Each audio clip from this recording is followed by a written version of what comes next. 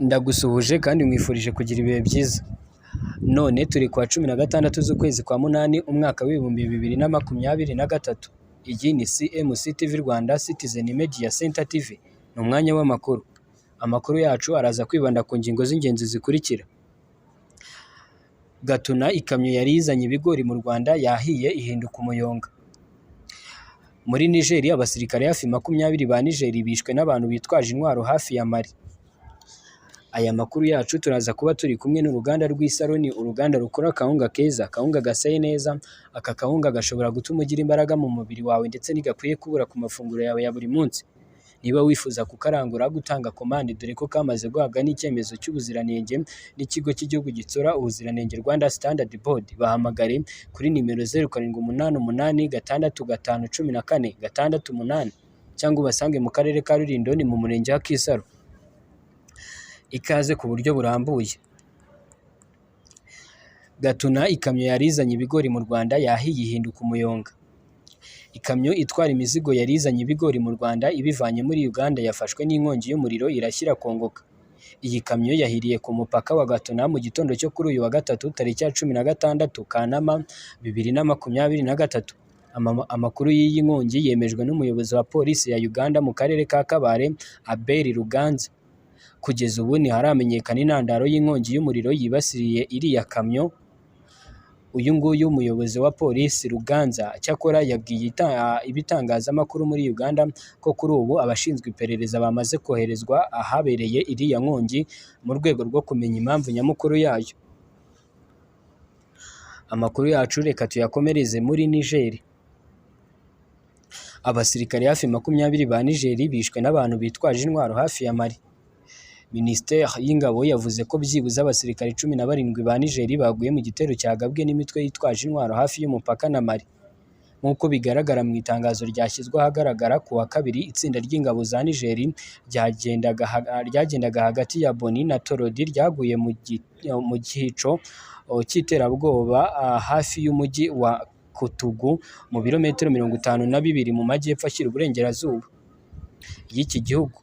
Yongeyeho ko abandi basirikare 20 bakomeretse bose bimurirwa i Niamey, umurwa mukuru. Itangazo rikomeza rivuga ko abagizi ba nabi barenga 100 bishwe basubira inyuma nk'uko iyi nkuru dukesha Al Jazeera ibivuga. Mu myaka 10 ishize aka gace gahana imbibi na Mali, amajyaruguru ya Burkina Faso n'uburengerazuba bwa Niger kahindutse inziguru y'urugomo n'imitwe yitwaje intwaro ifitanye isano na Al-Qaeda ndetse n'indi mitwe itandukanye, by'umwihariko ifite aho ihuriye na leta ya Kisilamu. Uburakari bw'amaraso yamenetse bwatumye igisirikare gihirika ubutegetsi muri ibyo bihugu uko ari bitatu kuva muri 2020, aho Niger ari iheruka ku itariki ya 26 Nyakanga 2023 igihe Perezida Mohamed Bazoum yavanwagaho. Amajyepfo y'uburengerazuba bwa Niger nayo yibasiwe n'imitwe yitwaje intwaro yambukiranyaga iva mu majyaruguru y'uburasirazuba bwa Nigeria, ahatangira ibikorwa by'iterabwoba bya Boko Haram muri 2010. Abayoboye kudeta bavuze ko ihirikwa rya Perezida Mohamed Bazoum ryatewe n'umutekano muke mu gihugu watewe n'imiyoborere mibi. Muri Niger umutekano ukomeje kugererwa ku mashyi nyuma yaho nyine habayeho kudeta yabaye kuwa 26 z'ukwezi gushize. Gusa abahiritse ubu butegetsi bamaze no gutegura ibirego byo kujyana Perezida Mohamed Bazoum mu rukiko. Ibintu bo bavuga ko bafitiye ibimenyetso kubera ko ngo yakoresheje ubushobozi afite ndetse akabukoresha nabi. Gusa ibihugu by'amahanga n'imiryango itandukanye mpuzamahanga ikomeje gusaba abahiritse ubutegetsi bayobowe na Chiani Abdurrahman, bakomeza kumusaba ko yarekura ubutegetsi ndetse bakabusubiza Mohamed Bazoum wari perezida wa Niger. Ibi ngibi bo ntabwo babikozwa, bavuga ko nta na rimwe biteguye kugirana ibiganiro n'abantu bashaka ko barekura ubutegetsi, cyane ko babona ko kwaba ari uguhohotera abaturage.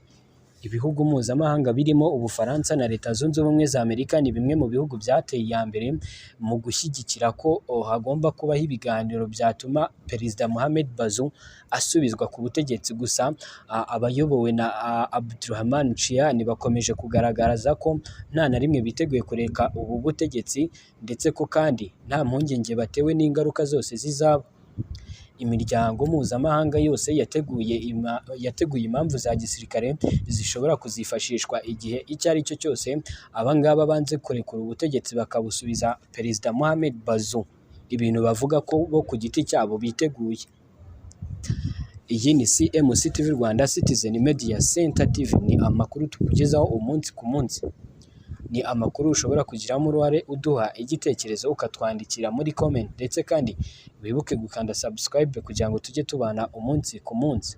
Amakuru yacu kandi tuba turi kumwe n'uruganda rw'Isaro, ni uruganda rukora akawunga keza, akawunga gaseye neza, akawunga gashobora gutuma ugira imbaraga mu mubiri wawe. Aka kawunga kamaze guhabwa icyemezo cy'ubuziranenge n'ikigo cy'igihugu gitsura ubuziranenge. Hamagara kuri nimero 0788 65 14 68 cyangwa ubasange mu karere ka Rulindo, ni mu murenge wa Kisaro. Ndagushimiye cyane.